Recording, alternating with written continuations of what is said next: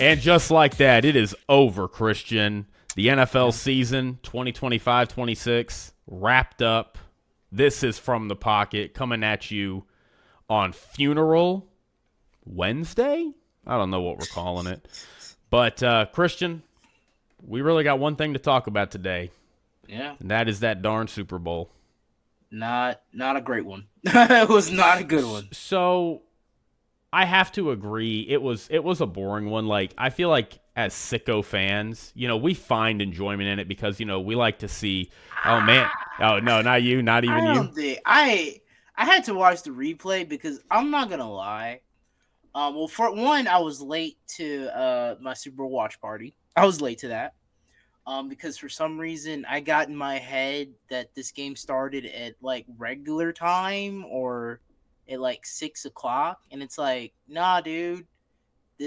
They do a whole thing. We had a halftime show, which was really good. Shout out to Bad Bunny. Loved that. Loved everything about that. I think it has broke a record. I think. I don't think it actually broke her. I don't know where they were floating that number. The Nielsen ratings came out, and they said it was 128 million. Okay, well, Adam Schefter, which is impressive. I'm not taking anything away from it, but I don't know where people were getting that number from. Adam Schefter tweeted, or just my ESPN announcement said NBC announced Bad Bunny Super Bowl halftime show average 128.2 million viewers. Yeah, that's the number I saw. To 8:30, breaking NFL social media records. Oh yeah, they said that the most liked posts on the NFL now are all like Bad Bunny clips. I mean, it was great. It was great. But I mean, so like I was late to get into the game, watching the game, and then it was just rewatching the replay. I was like, man, I don't remember. I guess I was just totally not checked out, but I was probably pretty much checked out. There were some plays I remember. Like the Christian Gonzalez almost pick at the end of the half. I remember that. He had a couple of those. Yeah. The Inewosu play after they got that strip sack fumble thing. I remember that play, but like everything else I was a little hazy on. So like, yeah, it was just for the casual fan, I felt so bad. I was like, yeah, this is not great. That's really the point I was going to go into is like as sickos, every matchup there's something we might be interested in, like for me it's like I just love watching the Seahawks defense. I'm watching how Will Campbell reacts, which he did poorly.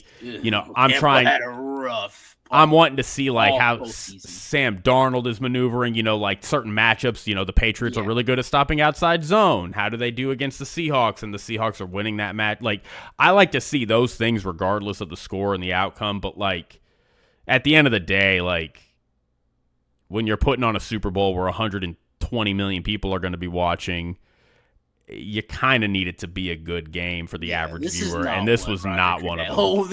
It was a very boring game, like just in terms of what we remember. It was a boring game. I did like the Bad Bunny halftime show. I thought that was cool.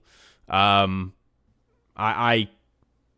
commercials, I don't remember hardly any of the commercials. I feel like a boomer, but like commercials used to be good. They used to be good, or at least funny or entertaining. Half the commercials was like, is this AI? Well, and it's also there's such a reliance on just celebrities now. Like that, the shock of it is who is going to be in this commercial versus like, man, that Doritos commercial was hilarious. Yeah, it just doesn't happen that way anymore. So. But, we could talk about the game. I really, this might be the shortest pod episode we do all season, honestly. I don't know how much you have to say on it. I have more on the Patriots side than the Seattle side, as depending on how you want to go. Well, I want to start with the Seahawks. Yeah, I mean, if there's ever been a team that earned to go first, it's the Seahawks. That is I think the story more is about the Patriots, in my opinion. But okay, I'll want to hear that. But I do want to, like, for the Seahawks, just on their side, I mean, they really, to me, it's not every year the best team wins the Super Bowl. A lot of times it does happen. I think last year the best team in the league did win the Super Bowl, the Eagles. were the Chiefs the better team versus the 49ers in 2023? Probably not. That 49ers team was really loaded. The Eagles in 2022, Chiefs, you can kind of go either way. Were the Rams the best team in the league when they won the Super Bowl in 21? Were the Bengals the best team in the AFC when they got to the Super Bowl?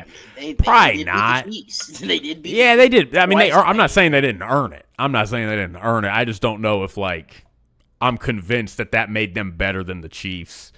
But I think the Seahawks were the best team. And, I mean, I think there's an argument for two teams you can really make. It's either the Rams or the Seahawks. I mean, and hey, we got that. Many people are saying the NFC Championship was the Super Bowl. I think if the Rams made this, I think this would have been similar. I think it would have been similar. Yeah, I mean, maybe it would have looked different. That Seahawks defense is better than the Rams defense, but I mean, the Rams would have walked out of it. The Rams offense would have just piled on points. I mean, it would have probably been 38-20 or something. Because this Seahawks defense was dominant against everyone they went up against, except the Rams.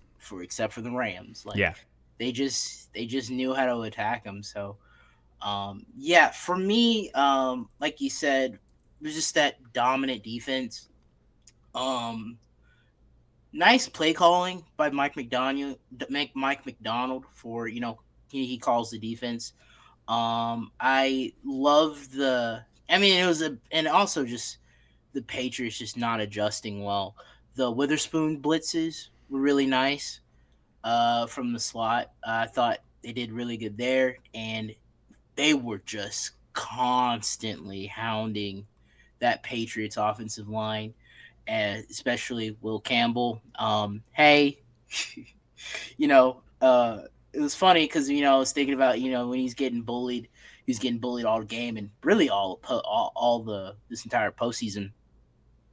I was like, maybe the draft scouts, maybe they know a little thing. It's like, hey, you left tackle, maybe not I'm gonna say take a chance, but maybe move him to the interior. Because he was getting dominated by guys who had a longer arm length than him, and it was just really tough for him. So I'm not giving up on him, Will Campbell, but I'd probably switch him to interior. I don't think he could be your perennial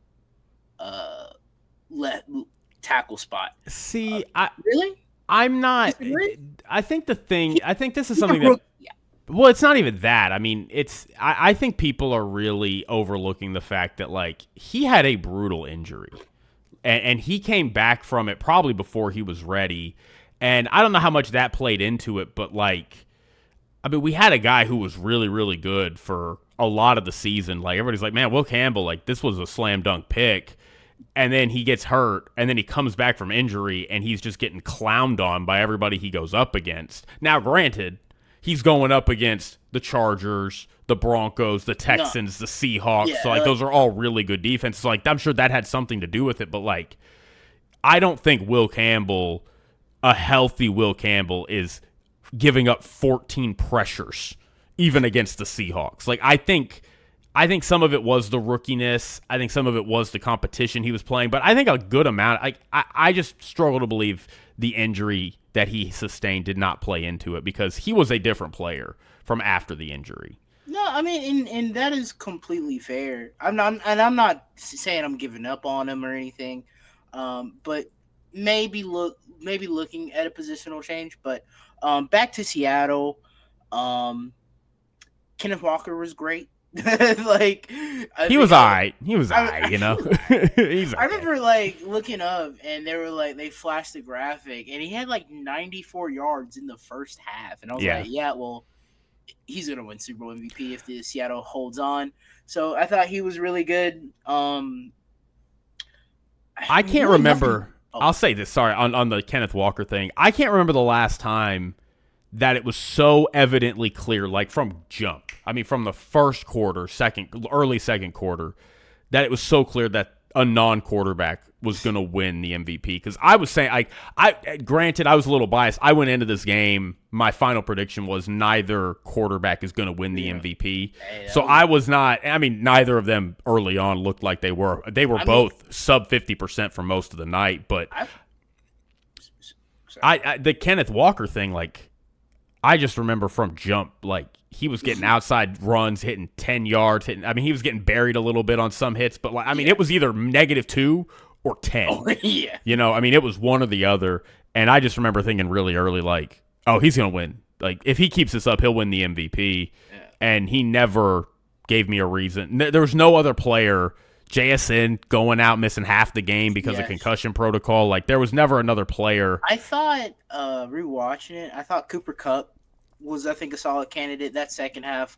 He didn't really get the ball much. Uchenna and Nwosu did get a touchdown defensively, so he was kind of the other candidate, I thought. I would have thought, maybe if you'd asked me before this game who I would have thought, I probably would have maybe picked Shaheed. I maybe would have thought, he would have got a touchdown. I mean, he had a couple chances there. Shout out Christian Gonzalez in that first half. Just great pass breakup on Shaheed, and then Darnold overthrew him on that second one in that second half. But yeah, I agree. Like, it was from very early on in that second quarter, I could just tell, like, yeah, this is probably going to Kenneth Walker.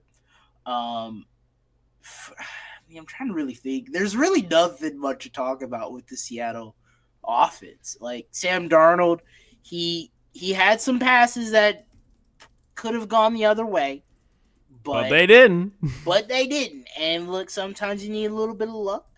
But he took care of the ball when he needed to. He had like a run there.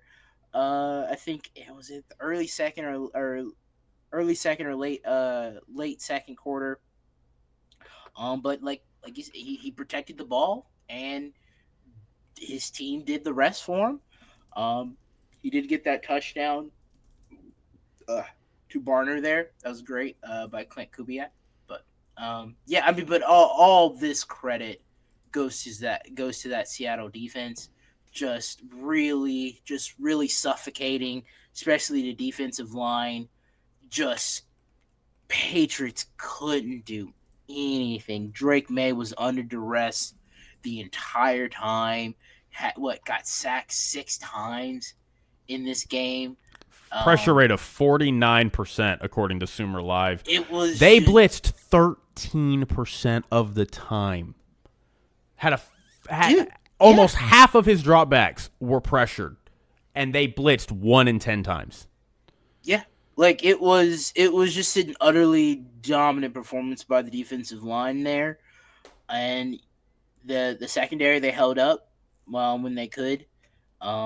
And yeah, I think that's really all I got for the Seahawks. Like, I think the story of this game is on the Patriots side, really, in my opinion, because the Seahawks has been one or two top 2 teams in the league, I think, for most of the year, and they beat their demons in the NFC Championship versus the Rams, and Sam Darnold played out of his mind, and he got him there. So shout out to Sam. There. It's going to be interesting what they do in this offseason. I think Kenneth Walker is hitting free agency. I think that I don't know who else is hitting free agency, but hey, I'd run it back. I'm just thinking about your short on what it takes for an NFC team versus an AFC team. And right now, does Seattle have the Super Bowl or the MVP, all-pro type quarterback? No, but they have a really good roster, and that can get you pretty far, especially in the NFC. I will say their list of pending free agents is a little tough. They got. I'd bring back Kenneth Walker. Kenneth Walker's on that list. Boye Mafi is on the list. Rashid Shaheed, Reek Woolen, Josh Jobe, Kobe Bryant. It's a few. They're gonna be fine. if I think this organization No, is very strong. They're Joe, what's his name? Their John GM. Schneider. John Schneider. I trust him. Yeah, I do too. I completely trust him. So like, whatever. If they let all these guys walk, I'd be like, well, damn, he must know something I don't. I mean, yeah, but I also will say going in. So as far as effective cap space going in to 2026, this is not their cap space. This is their effective cap, right? So this is like the actual number that matters. They have $62 million to play with. They are in the top 6. That can get you 1 or 2. I mean, depending on. I mean, how much Kenneth Walker going to go for? You can get Kenneth Walker back in the building for $15 million, maybe. Yeah, $15 million. I mean, that's not bad. I mean, if they want to go like big free agency hunting, you maybe get 1, maybe 2. To me, I would prioritize Rashid Shaheed. I'd honestly probably. I would not prioritize. I mean, dude, Rashid Shaheed added a whole element to their special teams that they didn't have. Really Kenneth Walker, like, and he's a speed guy. So I like Kenneth Walker a lot, but like you're not bringing Kenneth Walker in I mean, they have Zach Charbonnet. I'd be like, Kenneth, can we play ball? Can we play ball? I mean, he doesn't have to play. He's like, I got a Super Bowl ring. Like, now I'm trying to get money. I got a Super Bowl ring. Like, I'm going to go to the highest bidder. So I try to bring Kenneth Walker back, but like, if he's like, no, I want to get that bag, I'd be like, you know what? You got your Super Bowl. You're Super Bowl MVP. Go get your bag, sir. The biggest thing that they're going to have a hard time filling, the biggest gap, is Clint Kubiak. Yeah, that is going to be interesting. I was going to ask this for the Patriots, but I guess I'll ask this for the Seahawks too. Could you see them back next year? Clint Kubiak is a big. Probably not. You don't think so? I just out of these two teams, I do. I think it is. I could see Seattle being back in this position. I mean, it's the NFC is so. I'm not. Yeah, like I'm not guaranteeing it, but out of these two teams, I think it would. If I had to choose which team was coming back, it would be Seattle. They are the Vegas favorite right now. I know that doesn't mean anything. Obviously, we haven't seen the offseason. We haven't seen the draft and all that stuff, training camp. But now I could see Seattle coming back. I think they have the recipe, but like you said, Clint Kubiak, I think, is a big piece they're gonna have to fill, and it's gonna be interesting to see who they bring in for that offensive coordinator spot, because him and Sam Darnold really worked well, and with JSN and all that stuff, him winning offensive player of the year, so it's gonna be an adjustment period, and I'm curious on what that is going to look like for the Seahawks next year.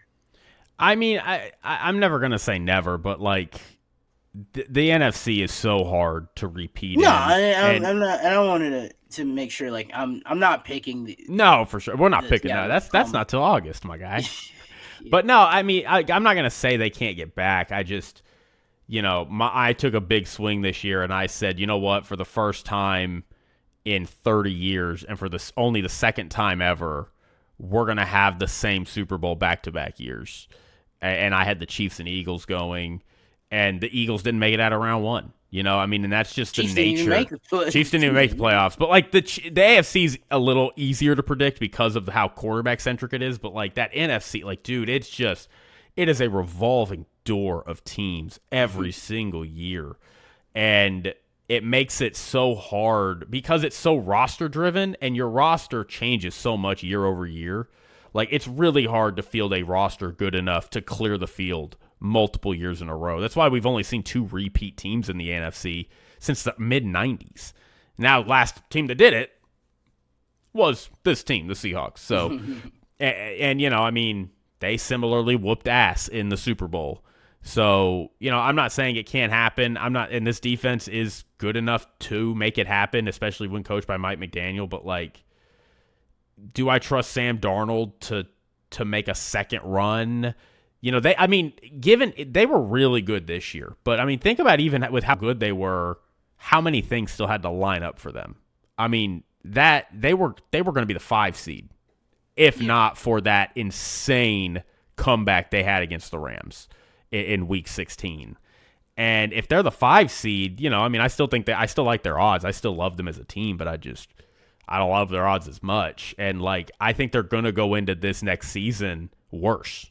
Not even worse as in they're going to be bad, but just they're missing Clint Kubiak. They're going to be short a couple guys. They're going to have to get a new injection of youth in some areas, and that's going to take some time to gel. If the Rams are returning everybody and we expect the Rams to just continue to do what they do, the 49ers aren't going anywhere. They're about to come back and be a lot better. I look at that and I say, and they're about to have a first place schedule. I think it's going to be a tough sledding for the Seahawks to get back to the 1 seed and have the playoffs go through Seattle. So, not saying it can't happen. Not saying even if they don't get the 1 seed, they can't go make a run. But there's a reason the NFC is very hard.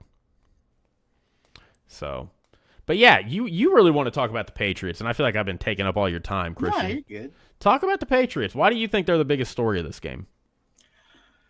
Well, I mean, it's just all the stuff was coming into this game. Easy schedule. Drake May has been playing well, at least in the postseason. The offensive line issues. Mike Vrabel, did he have the coaching advantage here, and all that stuff. For the game, though, I'll start there.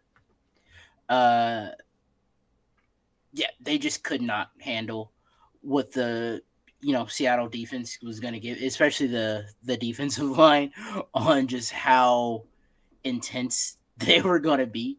I felt like Josh McDaniels. Yeah. I thought he didn't adjust well to the Witherspoon blitzes that got him a few times. Drake May probably should have left some guys to chip more for that defensive line, give Drake May some time. Drake May did what he could.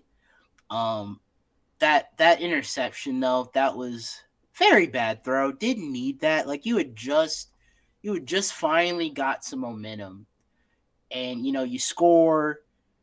Should have Mike Vrabel have gone for 2 there after they score?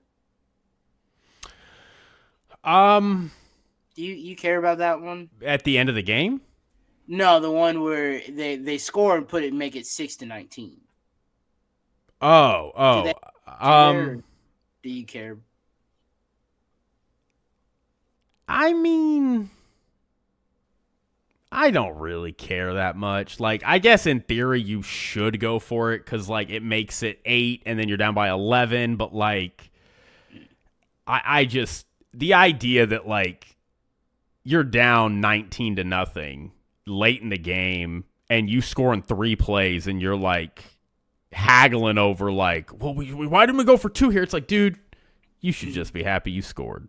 Because I'll be honest with you, I legitimately thought it was going to be a shutout at one point. Well, I mean, you scored and then you get them to punt, and then Drake, I just don't understand. It's early 4th quarter. I know you're down 2 possessions. You can't get it all back in 1 play. I mean, you can in theory, but this Seattle defense has been really stingy this entire game. I just wish he was just a bit more patient with it and matriculated the ball down the field. You get a touchdown, it's 14-19. Now the pressure's back on Seattle. So, very ill-advised throw by Drake May. I mean, shows the youth there.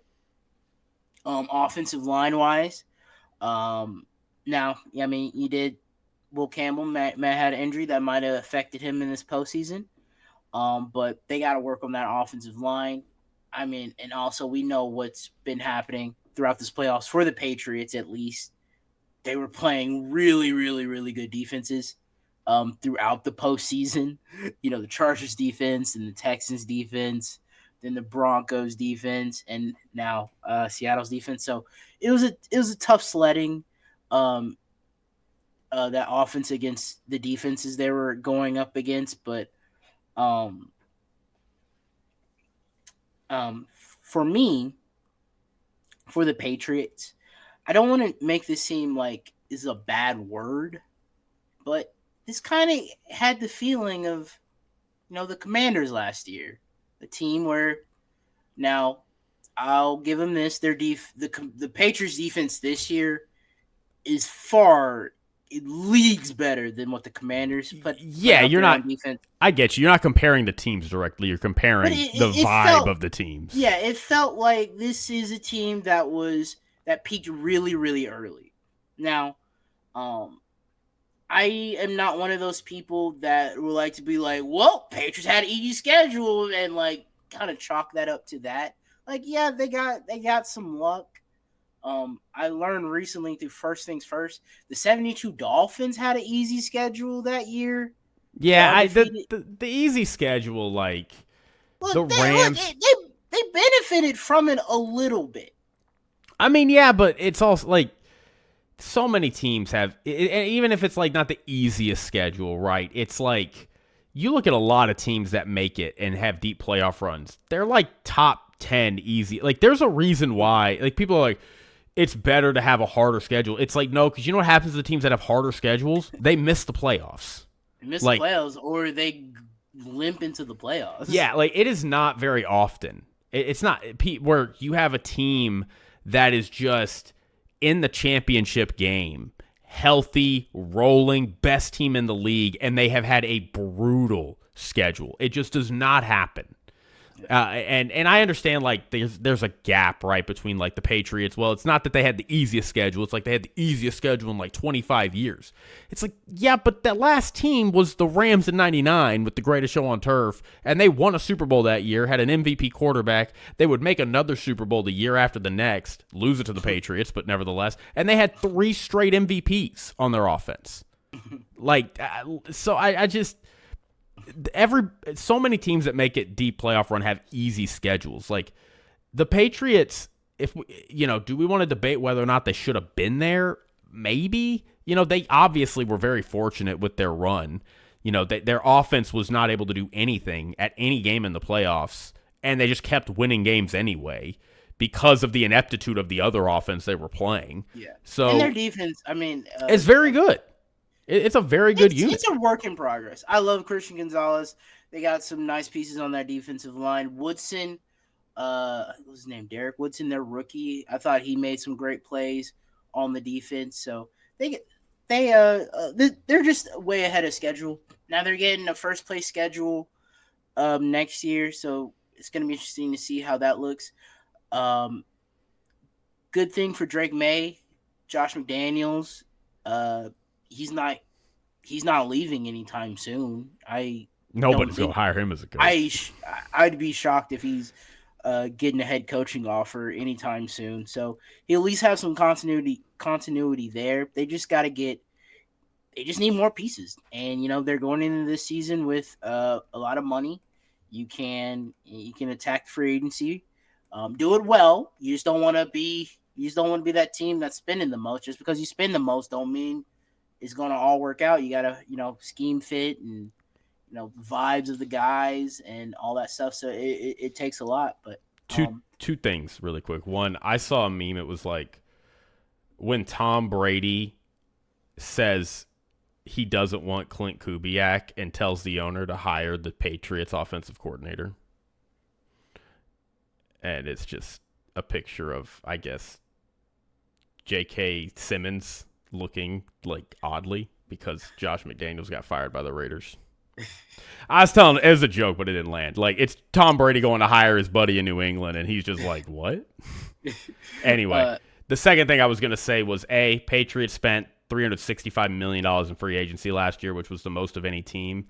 And as we said on the podcast last week, I'm pulling up the stat right now.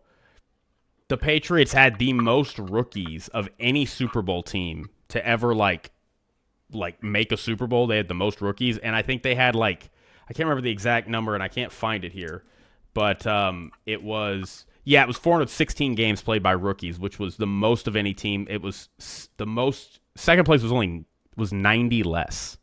So, I mean, this is a very young team, Very, a very very young young team. core. Now, unfortunately, they're in the AFC, where you kind of capped by whether or not your quarterback can beat Mahomes, Allen, Lamar, Burrow. And I think they play the AFC West next year. So I think they got some road games against like the Chargers and the Chiefs. They got to play the Broncos as well. So they're going to get a tougher schedule. This is why I've said out of the two, I would say the Seahawks could be back. I don't foresee the Patriots getting back here. I think it's going to be a really tough season for them next year because they're playing a first place schedule. It's going to be tough to see how this team reacts to having getting a lot of the team's best. I think they play the Broncos next year. That's going to be a highly contested game. We'll see what the Chiefs do, but I think they're playing the Chiefs. That's going to be really interesting. They got to play the Chargers again for the Patriots side. But yeah, like you said, this is just a very young team, and you like the experience. Now, can they get back there? Like you said, they play in the AFC. Probably not next year. Moving on in the future, maybe. Yeah, that is just I think it's just great season by the Patriots. I know it hurts if you're a Patriots fan and how all this went. Drake May becoming being in the running for Super Bowl MVP of the league, and then you get to this point and you kind of have a shaky postseason for the most part. You had a shaky postseason leading up to the Super Bowl. You get through it, and then you get to the big game, and it just all comes kind of crashing down on you. But yeah, no, keep your head up, and you're ahead of schedule. So I think you just keep on with what you're doing here, and probably needs a few more breaks to go your way, but I think the future is looking bright for you. I mean, you're ahead of the Jets. Way ahead of the Jets. Way ahead of the Jets. Dolphins are rebuilding. You should feel good that you're better than them. You do got to worry about Buffalo in your division there, but yeah. Yeah, I mean, Buffalo's going to be the challenge. This is no offense to you. We'll see how Jeff Hafley does with the Dolphins. Oh, I'd like to think the Dolphins are a little closer than we're giving them credit for. If they could just kind of build in the trenches, they need a quarterback at this point. If you're not rolling with Tua, but I mean, right now, like barring some crazy unforeseen miracle or some, the Dolphins just draft rookie Dak Prescott or something, just a rookie that comes in and is like, oh, whoa, I did not know this guy was going to be this good. Russell Wilson, right? 3rd round pick. This is the Patriots and Bills division, and it's going to come down to one of them. I would probably still favor the Bills. The Patriots to me, like, again, like this just feels like a team that could be ripe for regression. It sucks to say, and it's not fair because, Drake May really did have a great season. And even though obviously the MVP votes look a little funky after this playoff run, like I still think he was deserving of that credit because he had a phenomenal season. This is a regular season award. Yeah. And he was really, fantastic really in the regular season. Yeah, he was really good in the regular season. But I mean, after seeing what he did in this playoff run, like, I'm not going to lie and tell you I am fully confident in him going into this next season that he's going to be this perennial top 5 level quarterback. Like, I don't know that. And I mean, we see this year after. I mean, we not to say Jaden can't do it again, but like, Jaden, we went into this season saying Jaden might be a top 5 guy. He might be. Nobody. A lot of people had. A lot of people did. I had him at like 7, I think, or something, or 8. And I was like, I need to see him do it again. And there's value in seeing him do it again because a lot of guys don't do it again. And CJ Stroud, like you have a lot of guys that like come in and have one great season and we think like this is him. This is the guy. This is the top 5 perennial guy. And then they're just not. They're fine, not to say they're not good. Like, CJ Stroud, I know it's not popular right now to say, but CJ Stroud's not a bad quarterback, but like he's not the rookie we saw. He's not who that guy was. So, it's just, I feel like this team could be very ripe for regression. They're going to have a much harder schedule this time around, for all y'all sycophants out there. But, yeah, I mean, it was still a really good run. It was still a good season. Did they make it further than they probably should have? Yeah. I ultimately think, to me, the 2 best teams in the conference were probably either the Broncos or the Jaguars. The Bills have something to say. I don't think the Bills were better than the Jaguars. I just think Josh Allen played out of his mind and Trevor Lawrence had one too many mistakes. But, yeah, I mean, you look up at the Patriots. It's like, should they have been here? If we're playing the if game, if CJ Stroud just plays okay in that game, like it could be a lot different. I don't know if the Texans could be here, but if they would have went up against Jarrett Stidham, they maybe could have won that one. Yeah, but it wasn't meant to be, and somebody in the AFC had to come out of it and play the Seahawks / Rams, and it was just gonna be inevitable. I see. Yeah, I don't know. I think Broncos would have made it a game. If Bo Nix had been healthy, I think that would have been a much better game than what we got. Way more interesting. Maybe a lot low scoring, but yeah, probably a little bit more. But I would have still picked Seattle to win that game, but would have been a lot more entertaining Super Bowl. So, yeah, overall Super Bowl wasn't great. Halftime show was great. Was great though. I'll give it that. And Baboni, and but the commercials weren't great. The game wasn't fantastic. So yeah, not so this kind of puts a bow. This is, I mean, we started off weird with the Jalen Carter getting ejected for spitting on Dak, and then we kind of end with this kind of dud of a Super Bowl, but I'm looking forward to next year. They already released the Super Bowl logo, which I think looks pretty sick for Super Bowl 61 in LA, right? LA. Yeah, I was trying to think of the. I couldn't think of the SoFi. SoFi is a really good stadium. So yeah, it's gonna be interesting here. I love how it was Dolphins colors. So I'm like, people are always on that. Oh, Super Bowl always matches the color. Yeah, so dumb. I didn't even this year. I'm believing in that. Well, you have to, because the Dolphins are Dolphins colors. And it's a wave. It's a wave too. And it's a wave. So Miami, hey, man, if NFL script writers, if you're writing the script and you have the Miami Dolphins in the Super Bowl, I don't know how I'll do it, but I might try to get to the Super Bowl. Man, I honestly, or at least get close to it. My father-in-law was like, the Texans and Bears go. It's like, I'll buy a ticket to the Super Bowl. I'm like, dang, now I got to root for the Bears and Texans? Why the Bears Texans? Well, because we live in Houston, and her family are Bears fans because they're all from Chicago. So he doesn't, like, my father-in-law is kind of whatever about football, but my mother-in-law is a big Bears fan. They like the Texans. That would have been a fun Super Bowl. See, Caleb Williams magic would have been. Cassandra swears up and down, if Caleb had been in this game, it would have been a lot better.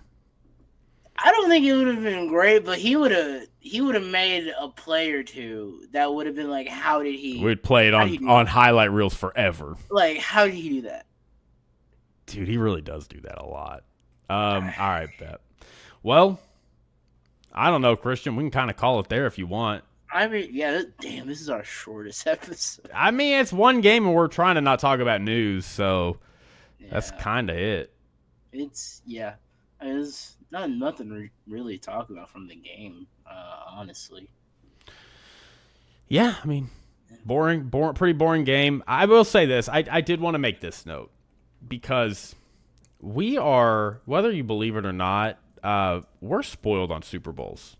So a lot of people are like I saw people saying like, I've been watching the Super Bowl for 50 years and this was the worst Super Bowl. It's like, you have not been watching the Super Bowl for 50 years. Rams Patriots. Rams Patriots, that was awful. Yeah, and I'm doing some math really quick. So we got 1, 2, 3, 4, 5, 6, 7. Super Bowl 50 was a blowout because that was the Bronco. I mean, that wasn't even good. Like Peyton Manning was just a shell of himself at that point. 17, 18, 19. I'm trying to think of 21. Last Super Bowl was a blowout. 22, 23. So of the first 30 Super Bowls, they were like all blowouts, right? For the most part, 23 of them. 23 of them were 2 scores or worse. All of them. 23 out of the first 30 were 2 scores or worse. And then we get into the new era where it's like, they started getting close. We have the Packers Broncos, which was really good. We have the Rams Titans. You get that Patriots Rams game, the Patriots Panthers, the Patriots Eagles. You get that Giants Patriots game. Right? I think that the Terrell Owens game. Yeah, no, I mean it was a good Super, but like you get it's only in 2000, really 1997 and on. Yeah. You get these like close. You look at the top 10 Super Bowls all time. Like 8 of them happened after 2000. You know, like I mean it's Steelers Cardinals. Steelers Cardinals Super Bowl. So I mean 42, 43, and then we get the Packers Steelers, which was a close one. The Super Bowl 2011 Giants Patriots again was a close one. We get that Ravens 49ers. And then I mean you have Super Bowl 50, but 49 and 51 are 2 of the greatest games of all time. It's the Seahawks Patriots and it's the 28-3 game. Like and then the year after the 28-3 game, we get Nick Foles and Tom Brady duking it out 41-33. Yeah, that was that was a good one. Like I mean it's not normal to just have a close competitive Super Bowl year after year. It's actually very abnormal. So like this historically is kind of in line. Like it's a boring Super Bowl. Yeah, it wasn't really a close game. One team dominated and we crown a winner. Let's go home. Let's go home. So let's get out of here. Yeah, that caps it though. That's it. That caps it. All right, y'all. Well, off-season plans for y'all really quick. Christian is going to go on a little bit of a sabbatical. Well earned. Congrats, Christian, on another season completed. I will be back, but I'm going to take a little bit of a week off, so I will actually be back. Yeah. Our next, I'll still be on social media. You ain't got to worry about that. But our next podcast is going to air February 19th. Probably going to start getting into some free agency stuff. You know, when does free agency begin? Free agents, NFL. March? Yeah, it's March. I don't remember the exact date. I'm looking it up. Is March that when 11th. the March league 11th. year starts? Yeah, the league year in free agency starts at 1 p.m. March 11th. Okay, because I know like contracts and stuff started getting into that. So people, I think Kirk Cousins got released before this new league year, so he can sign with another team and all that.